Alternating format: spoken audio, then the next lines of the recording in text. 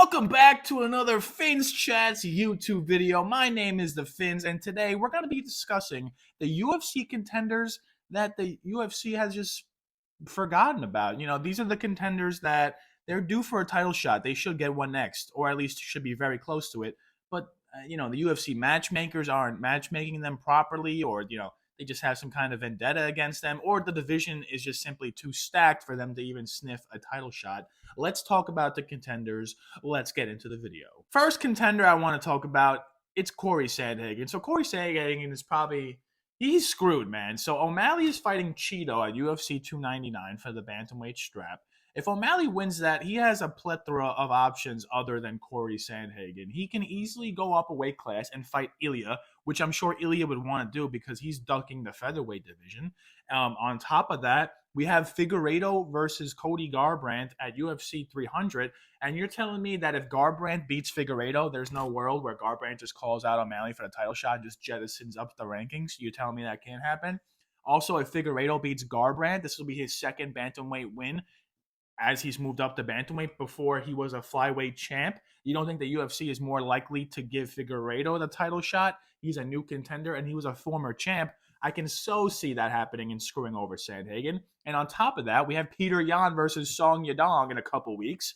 Yes, Sandhagen has beaten both of those contenders, but I can see a world where O'Malley beats Cheeto, Yan beats Yadong. They just do the rematch, Yan versus O'Malley. Now it's for 5 rounds because they had a 3-round banger in the past. I can also see a world where Yadong beats Yan and calls out for the title shot, completely jettisoning over Sandhagen. I can see both scenarios, and I think for that reason, Sandhagen is kind of screwed. Movsar Evloev of the featherweight division. Now, I was not gonna really put Movsar. I'm kind of reaching now, but let's just say it like this. Yair Rodriguez is fighting Brian Ortega this weekend at UFC Mexico, right?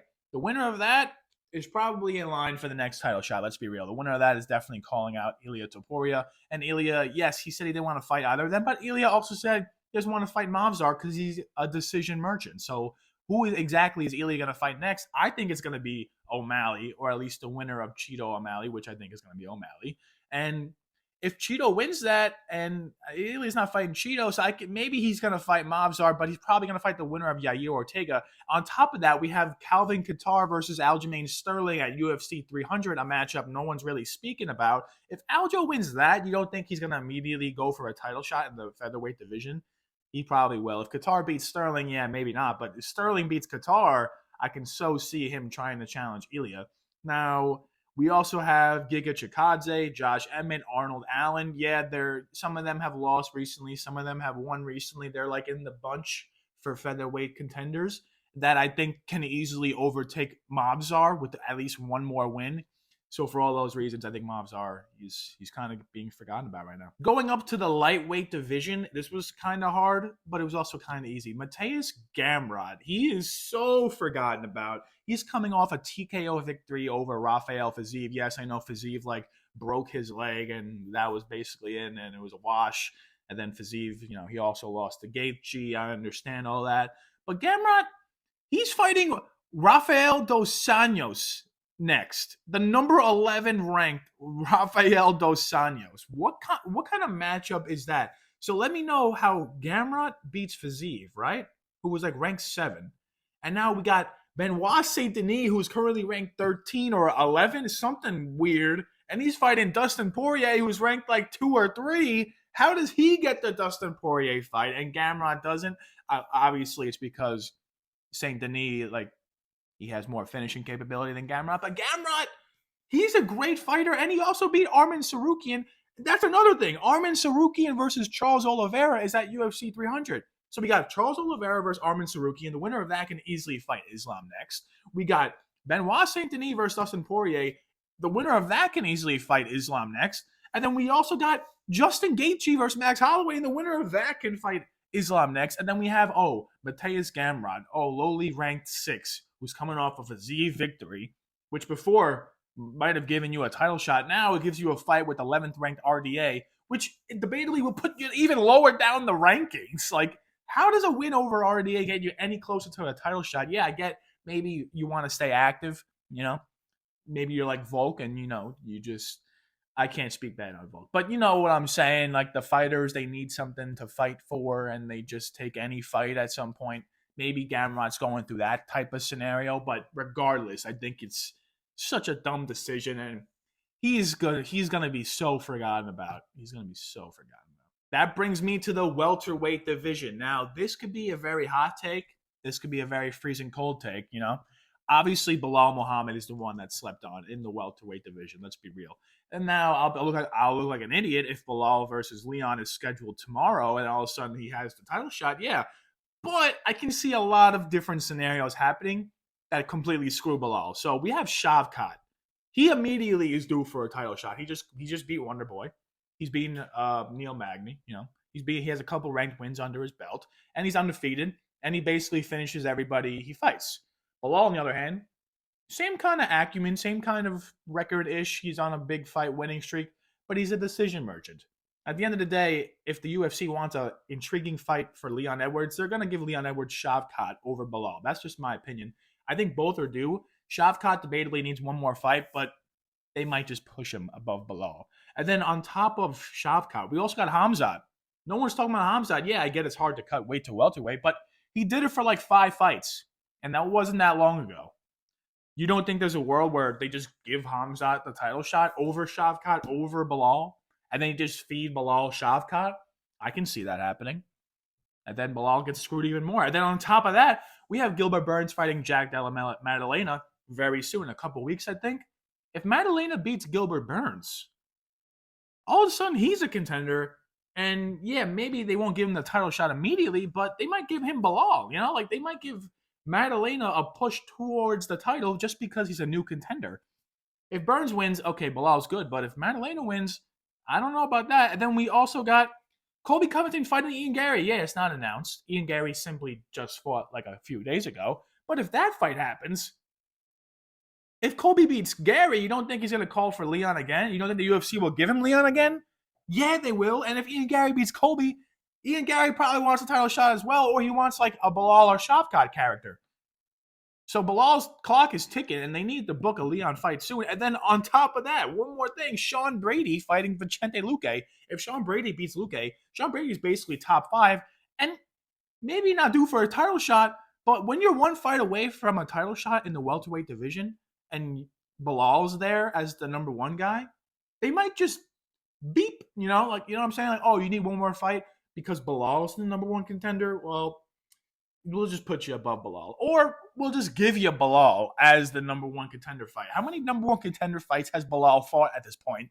Gilbert Burns. He's fought Leon. He got that eye poke. Like, how many times is this guy Bilal going to beat a ranked guy before the UFC is like, all right, we'll just give you a title shot? Yeah, he might not even win. I'm not a Bilal supporter like that. I don't think Bilal will even win against Leon. But at some point, you got to respect the guy's hustle, the guy's game. He continues to win. It might not be the most exciting, but he needs to get the title shot. And these contenders that I'm listing are making it a little murky for Bilal to do that. Now, the reason I even thought of this video in the first place was because of this contender in the middleweight rankings. His name is Jared Cannonier. I can so see Jared Cannonier getting completely screwed backwards in the landscape of these events that occur. So, Sean Strickland, he's basically the number 1 contender, you would say. Maybe Israel Adesanya. Sean Strickland's going to probably fight Robert Whittaker next, or potentially a DDP rematch. Either way, that screws over Cannonier. Then we got Izzy. He's probably fighting DDP next. There's no other fight for Izzy next other than the title shot. Or Hamzat. If he fights Hamzat, Cannonier's even more screwed because that is a definitive number 1 contender spot. So we need that. And then we have Marvin Vettori. Yes, you might say, Fins, Cannonier beat Marvin Vettori, but Marvin Vettori is fighting Brendan Allen in a couple months. If Brendan Allen beats Marvin Vettori, you don't think Brendan Allen can just jump up the rankings? DDP beat Whittaker, and he immediately got the title shot in his next fight.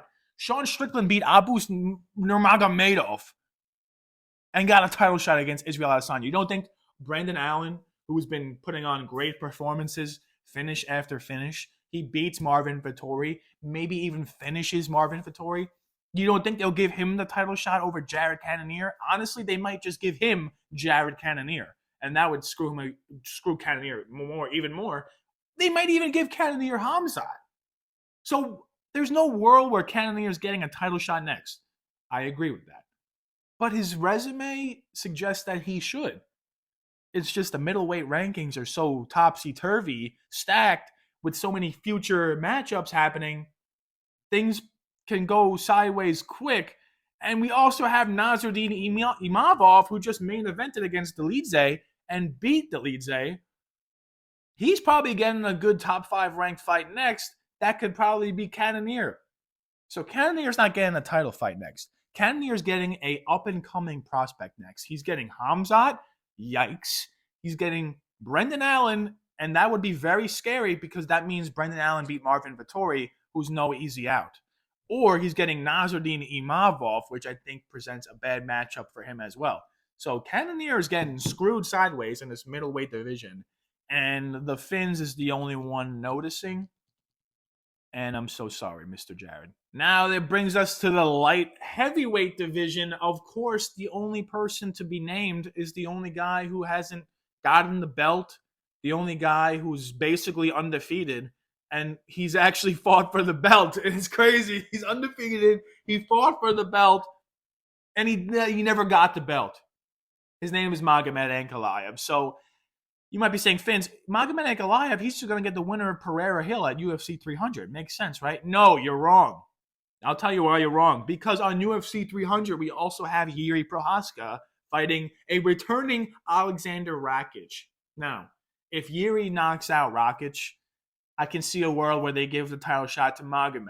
All right, fair enough. Because, Jiří just lost to Alex, and him versus Alex doesn't make sense, but him versus Hill might make sense. There's a lot of different moving parts.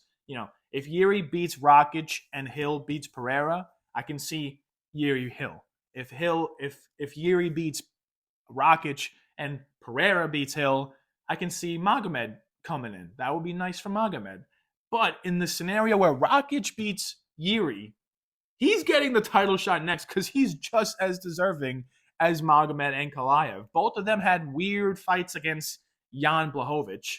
Like Rakic broke his leg, and Magomed broke his leg, but it went to a split decision, like a split draw. So that fight is very scary for Magomed because the winner can still get the mic and call out the winner of the main event. And then we got Khalil Roundtree. Yeah, I get it. Stupid. Khalil Roundtree. He called out Alex Pereira when he beat Anthony Smith, and we all laughed at him. But now, when you look at the light heavyweight rankings, and you factor in like the UFC's vendetta against Magomed Ankalaev that they've been, stirring the pot about, I can so see a world where Roundtree gets the title shot against the winner of Pereira Hill, right? Hear me out. And then they do Magomed versus Blachowicz again. I can so see that. And then that would happen if we would need Jiří to beat Rakic, right? Because if Rakic wins, I think he's just getting the shot over Magomed. If Jiří wins, I can see Khalil getting the shot. I don't know. That's just wild. I can see Khalil getting the shot against Pereira, right? And then Magomed versus Blachowicz, okay? And then Jiří just, I guess he's the one that gets screwed, or he's the one that fights the loser of the main event. I'm not really sure because I don't think we should push him to the title fight that quickly again, but poor Magomed, man. That brings me to the heavyweight division, the forgotten contender here. It's got to be Ciryl Gane, right? Like, I was looking at the heavyweight rankings. It's got to be Ciryl Gane. He beat Sergey Spivak in his last fight, and before that, he obviously got mauled by John Jones. But I think the heavyweight division overall is just murky. Like, there's no way to scout or even see the future of it because it's just, we have John Jones, who the UFC refuses to take the title off of, but he's hurt. And then we have Stipe Miocic, who the UFC needs to fight John Jones for some reason still, even though he's like a senior citizen. No offense, Stipe, I love you. You're probably the best heavyweight of all time. But do we really need to stall the whole division just to have this historic matchup? It's not even that historic anymore. It would have been historic 3 years ago. Now it's more like a featured prelim, we know what's going to happen. John Jones is going to beat the brakes off of Stipe. Maybe Stipe lands the one lucky shot. I'm getting off track here. Ciryl Gane, forgotten contender. We have John Jones versus Stipe, and we have Tom Aspinall with the interim belt. With those things combined, are not looking good for Cyril Gane. We also have Jailton Almeida fighting Curtis Blades next month. The winner of that could so easily just fight Tom Aspinall. But the thing is, the winner of that creates problems. Then we have three people. We have Aspinall, Jailton, which I think will be Blades, and Gane. We have these three people. Then we have John Jones and Stipe here. I think Cyril Gane gets subtracted out of that, if I'm being honest. Yeah, Jailton had a terrible fight against Derek Lewis, even though he won. But I think his style is the best to go against John Jones. Okay. I think Cyril Gane versus Aspinall is a crazy great fight. I think Aspinall takes it low key. But Jailton Aspinall, I cannot tell you with a straight face that Aspinall takes that. Now, Jailton John Jones, I can't even say that John Jones definitively beats Jailton. Like John Jones' heavyweight striking, we saw it for like a minute and a half. It looked awful. It looked terrible. And he even said he felt like he was awful. And then his grappling was top tier, but that's where Jailton is the GOAT. So, like, if I'm the UFC matchmaker, I'm going to probably have Tom Aspinall versus Cyril Gane. And I'm going to have Jailton, if he beats Blades, I'm just going to have him sitting over here like, yo, like, he could fight John Jones. Like, I don't know if I want to book Gane Aspinall when we have this guy who is the most likely of the three to beat Jones. So with that being said, I could see Gane being dropped out, Jailton coming in, beating Aspinall, and then that would set up a super fight. Now, I might be getting ahead of myself. Jailton might just get utterly starched and cream pied, but, I think that would be crazy. And you might have noticed throughout this video, I didn't mention any women. Well, that's because the women's division as a whole is just forgotten, if we're being real.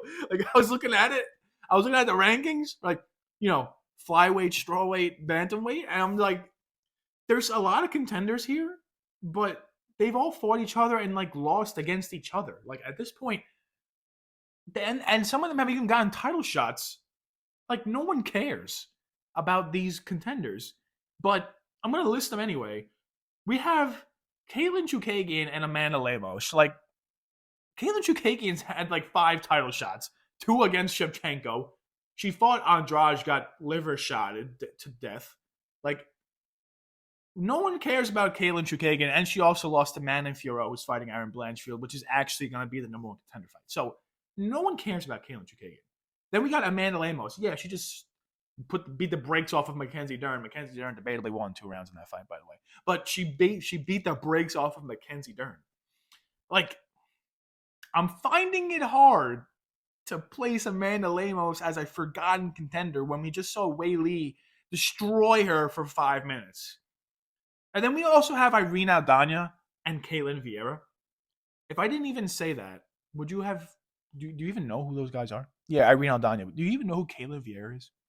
Yeah, I know who Caitlin Vieira is. I'm Finch Chat's MMA. But, like, who cares? They're both... It's funny because they're both ranked top 5 in the bantamweight women's division, which Raquel Pennington is the champ of. But we got Juliana Pena next. And then we also got Mayra Benasilva. Silva. Yeah, she lost, but, like, if Pena beats Raquel, you don't think she's going to call out Myro? I'm sorry. I don't even know why I brought up the women's MMA side. Like, it's all forgotten. I apologize, Finn's fan. But, like, I just got to bring it up because I felt bad. I was looking at it and I'm like, even I forget. I'm the guy who watches every day. I'm the guy who watches it. Like, I'm the guy who's a nut about this. And I'm like, oh, I actually forgot. That's not good. And thank you for getting to the end of the video, guys. This is a long one. This is the first Finn's video back. I'm going to make a lot more like these. So if you like this content, make sure you leave a like. Make sure you subscribe. Hit the bell for notifications.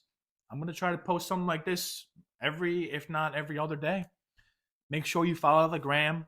We're posting pics there. Finn's Hammerlog. Make sure you follow the Twitter, the X. I post my picks pre-fight. I post in-fight analysis. I mess around with other people on there. Make sure you follow me on all platforms. And if not, have a great rest of your day, you savage.